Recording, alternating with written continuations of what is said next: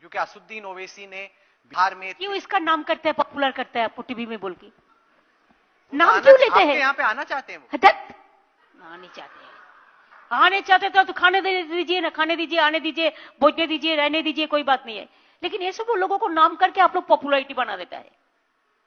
इतनी नफरत किनसे है? इतनी नफरत असदुद्दीन ओवैसी साहब से या फिर मुसलमानों के लीडर जनाब बैरिस्टर असदुद्दीन ओवैसी साहब से क्यों कर रही है ममता बनर्जी इतनी नफरत?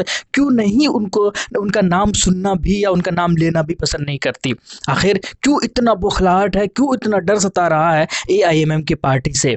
इन सारे सवालों का जवाब तलाश करने की कोशिश करते हैं हम लोग इस वीडियो के अंदर। तो आइए दोस्तों शुरू करते हैं। जो नए हैं वो बराए मेहरबानी चैनल को ज़रूर सब्सक्राइब करें और वीडियो को ज़रूर लाइक करें। चलिए शुरू करते हैं दोस्तों।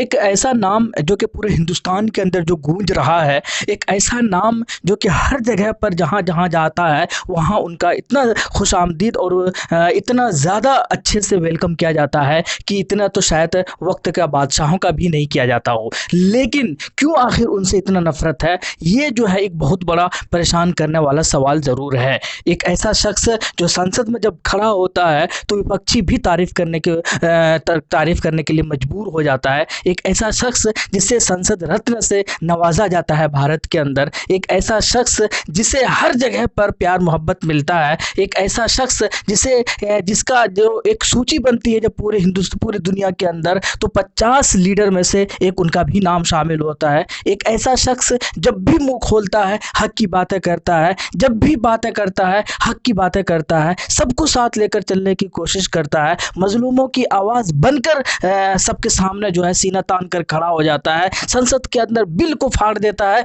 किसी से भी नहीं डरता है, सीना तान के खड़ा होता है, सर पर टोपी पहनकर दिल में ईमान को रखकर बस सिर्फ और सिर्फ खुदा से डरने वाला इस शख्स से इतना नफरत क्यों करता है आज के दौर में? ये खास करके ये ममता बनर्जी क्यों कर रहा है? क्या ये डर सता रहा है कि इसे थोड़ा सा भी अगर मौका दे दिया जाए तो ये वैसे ही कब्जा जमा लेंगे जैसे बिहार के अंदर इन्होंने कब्जा जमाया? इनको थोड़ा सा भी अगर ढीला दे देते हैं तो ये वैसा ही कब्जा जमा लेंगे जैसे इन्होंने महाराष्ट्र के अंदर कब्जा जमाया। क्या ये डर सता रहा है? इसीलिए ममता बनर्जी उनका नाम लेना पसंद नहीं कर रही है। अक्लमंदी क्या होती इसमें? अक्लमंदी ये होती कि जो असम का जो तारीख है वो दोहराया ना जाता। असम के अंदर क्या हुआ? मौलाना बदरुद्दीन अजमल साहब बार बार रिक्वेस्ट करते रह गए कांग्रेस से कि आप हमारे साथ हो जाइए, आप हमारे साथ हो जाइए, वरना बीजेपी की जीत हो जाएगी। लेकिन कांग्रेस ने पहचाना तक नहीं, पहचानने से भी इनकार कर दिया और असम के अंदर बीजेपी आ गई। बिहार के अंदर क्या हुआ? बार बार RJD से ये कहा गया MIM की पार्टी आप हमें भी शरीक कर लीजिए, आप हमें भी गठबंधन के अंदर शामिल कर लीजिए,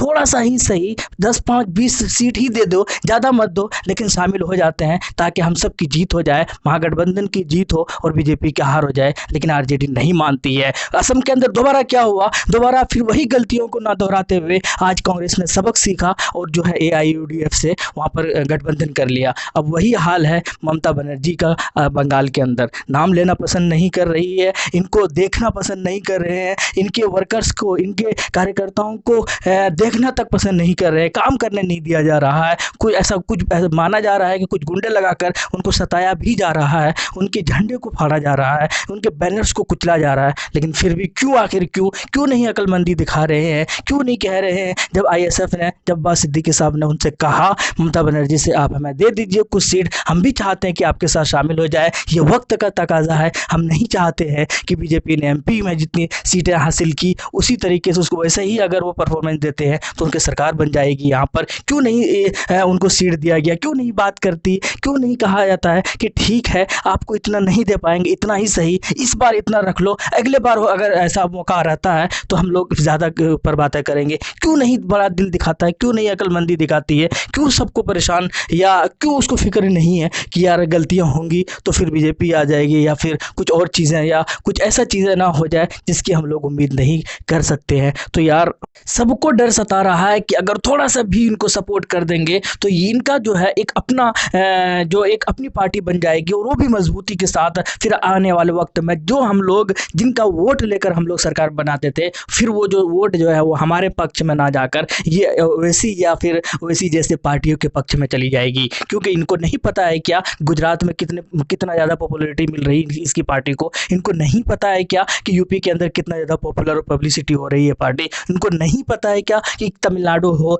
चाहे वो कर्नाटका हो, चाहे वो साउथ हो, चाहे नॉर्थ इंडिया हो, हर जगह पर इनकी पॉपुलैरिटी बढ़ती जा रही है। इनको सब पता है, बस डर रही है। और ना सिर्फ ये ममता बनर्जी का ये नहीं है, ये हर जगह पर जो क्षेत्रीय पार्टी है, जो अपने आप को सेकुलर समझने या समझाने की कोशिश कर रही है, वो सारे के सारे पार्टियां जो है कुल मिलाकर एकदम डरी हुई है, बौखलाई हुई है। क्योंकि जिनका वोट पहले वो इस्तेमाल करके सत्ता में आया करते थे, अब वो वोट जो है वो AIM जैसी पार्टी, ISF जैसी पार्टी, AIUDF जैसी पार्टी, IUML जैसी पार्टी के पक्ष में जाने लगा है या जाने की कोशिश में लगी हुई है। वो लोग मेहनत कर रहे हैं, इसीलिए शायद डरी हुई है, इसीलिए ऐसे लोगों से गठबंधन करके ऐसे पार्टियों को बढ़ावा नहीं देना चाहती है। सिर्फ और सिर्फ यही फैक्ट है, यही सच्चाई है। इसीलिए ना तो गठबंधन करना चाहती है, और इनके ऊपर बल्कि किसको नहीं पता है कि असदुद्दीन ओवैसी साहब की पार्टी कैसी है, कि उनको नहीं पता है कि असदुद्दीन ओवैसी साहब कैसे लोग, कैसे MP है, किस तरीके से बातें करते हैं, किस तरीके से सवाल, सबको पता है